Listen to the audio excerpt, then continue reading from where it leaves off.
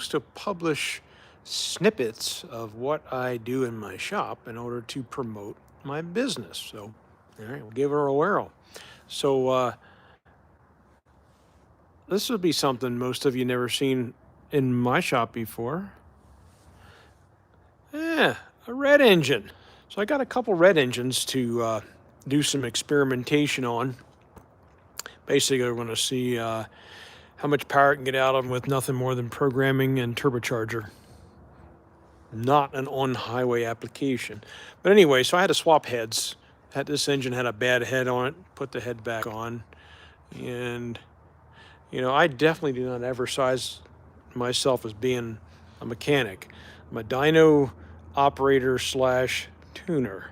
So, engine's a little dirty. Some of the work is so-so. But anyway, there's a real elaborate system of redoing the gearing on the front structure of these Cummins. I actually replaced this idler gear right here because it had a scissor gear in it, and I don't like complications. I happen to have a non-scissor gear on the other engine. That's an X-15 over there.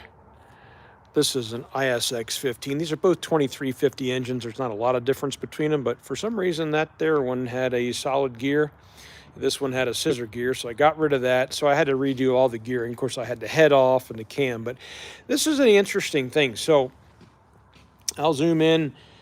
You're supposed to put feeler gauges in, and they even give you the diagram. You see that little triangle there, the little thing beside it? That's the representation of the tooth and the feeler gauge. So you put that in there, and you go up on the cam gear, and same thing, triangle, feeler gauge.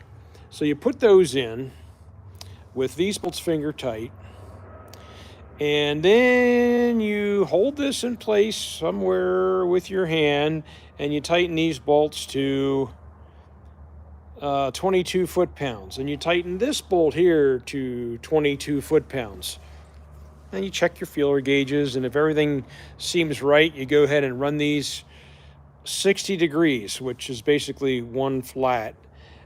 One flat, and you take this to 109 foot-pounds. And then once that's all said and done, these feeler gauges are supposed to pull out with a little bit of drag. That one was really nice.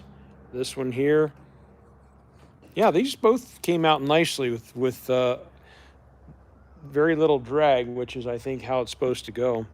So anyway, so now I'm supposed to take it and I think run this thing over 360 degrees. Oh, wait a minute. I can't do that because I've got the cam's wedged, and so is the crankshaft is pinned.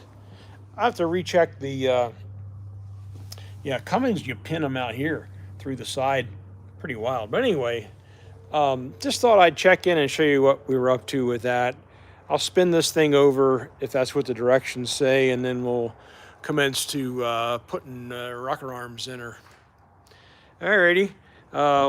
Definitely be back on the YouTube here when we get this thing running. So until then, that's what we got going on.